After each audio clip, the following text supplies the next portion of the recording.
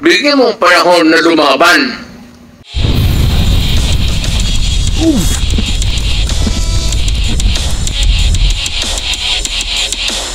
Yun, good guys, nandito po muli si Daddy Bean at maligayang pagbabalik sa Daddy Bean channel. Magre-react muna tayo dito sa nakaraan na pangyayari sa Senado. At himala na dumalo ito si dating presidente natin na si Rodrigo Roa Duterte.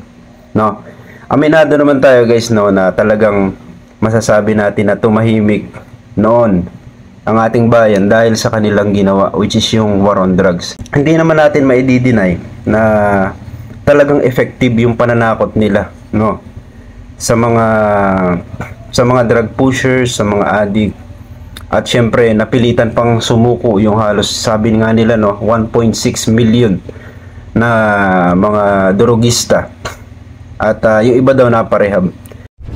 Alam nila na ang Senate hearing na to ay recorded. Ipinapalabas ito sa buong bansa, sa social media, mas madami.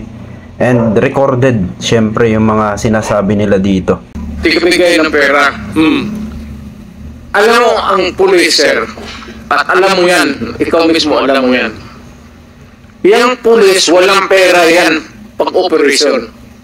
Magtanong ka dito ng istasyon.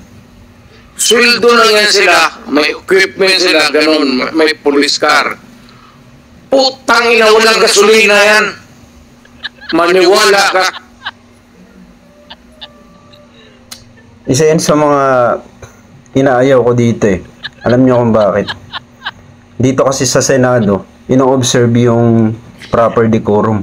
Na ibig sabihin nun yung kailangan maayos yung pagsasalita ng lahat, hanggat maaari iginagalang ng bawat isa, from senators to witnesses to resource persons. Dapat nagagalangan sila, no, hindi nagbabastusan.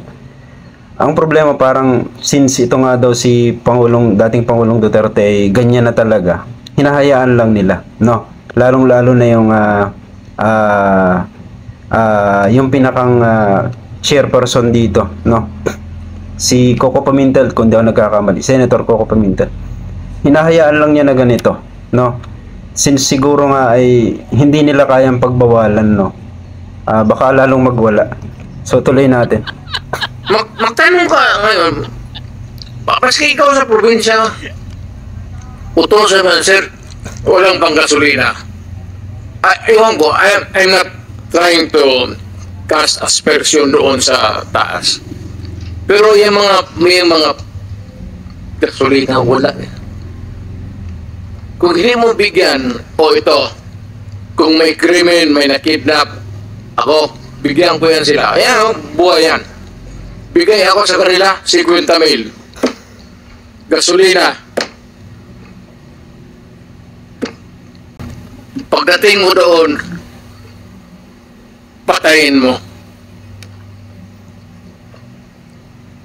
Diba? So, anong gawin nila? Bigyan mo panahon na lumaban.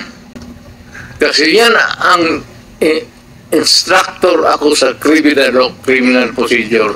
The only way na hindi kayo makulong and to justify the killing is bigyan mo talaga ng panahon na lumaban.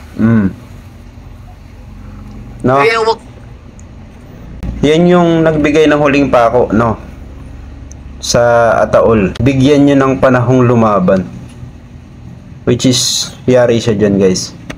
Sa sinasabi niyang yan, nagpapakita yan na binibigyan niya ng permission na gumawa ng paraan ang mga otoridad noon na patayin talaga at gumawa ng paraan para mamatay talaga, no? Marami itong sinasabi nilang pag-amin at posibleng makasuhan nga si dating Pangulong Duterte dito. Yung magagaling sa batas itong mga to, no, pero hindi ko alam pero kung minsan ganun tayo, kung sino yung may alam pa sa batas, no, siya yung kayang-kayang paikutin ang batas. Isa yun sa mga nakikita natin since kabisado nga nila. And itong nangyari sa Senado na to, I think may masusundan pa ito kung I think may kasunod pa, no?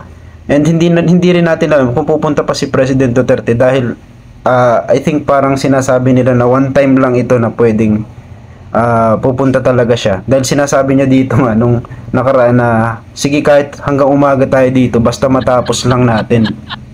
Tatapusin natin ito kahit umagahin tayo dito, kahit kinabukasan.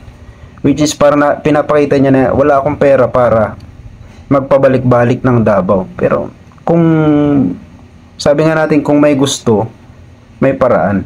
No, marami naman siyang pwedeng tuluyan diyan. Sigurado ako may bahay sila diyan sa Maynila. May mga kaibigan din siyang may bahay diyan.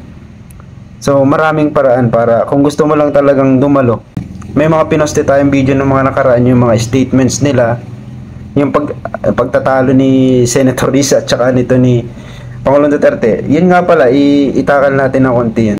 Hanga ako dun sa hindi ako maka Risa Ontiveros, hindi rin ako maka Duterte. Hanga ako sa pinakitang diplomasya, no.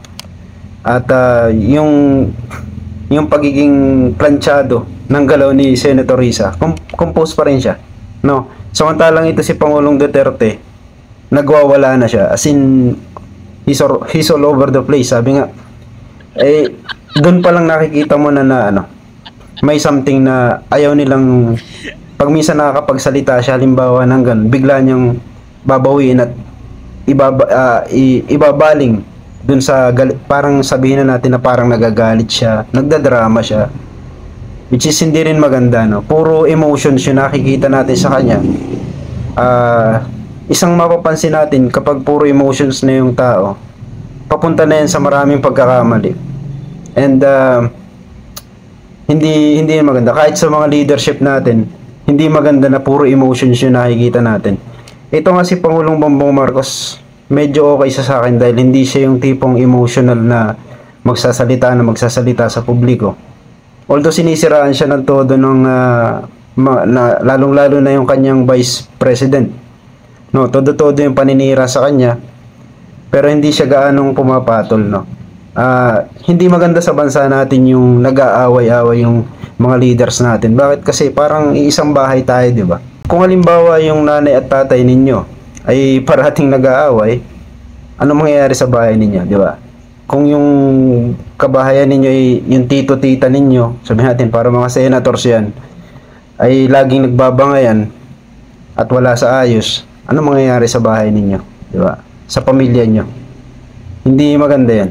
Kahit sa normal na pamilya, magkakawatak-watak kayo. And yung bahay ninyo papabayaan. Ganon din sa Pilipinas, no? Hindi nagkakaroon ng pagkakaisa sa mga mabubuting layunin, no? Pag halimbawa may gustong gawin itong isa, pupunahin ng isa, hindi nila i-analyze kung nababuti at titingnan kung magkakaigi yun, no? So hindi ganun dapat ang nangyayari. Kaya nga itong liderato na to ngayon, itong administrasyon na yun natin ngayon, ay masasabi nating sabog-sabog, no. Hindi solid. Sabi nga, hindi siya solid na administration kasi nga watak-watak eh. Okay, tama naman sila, no, na hindi maganda sa bayan natin yung droga at yung proliferation ng drug addiction dito.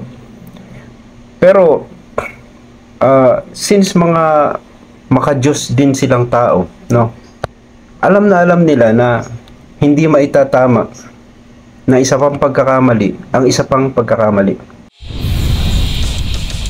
Oof.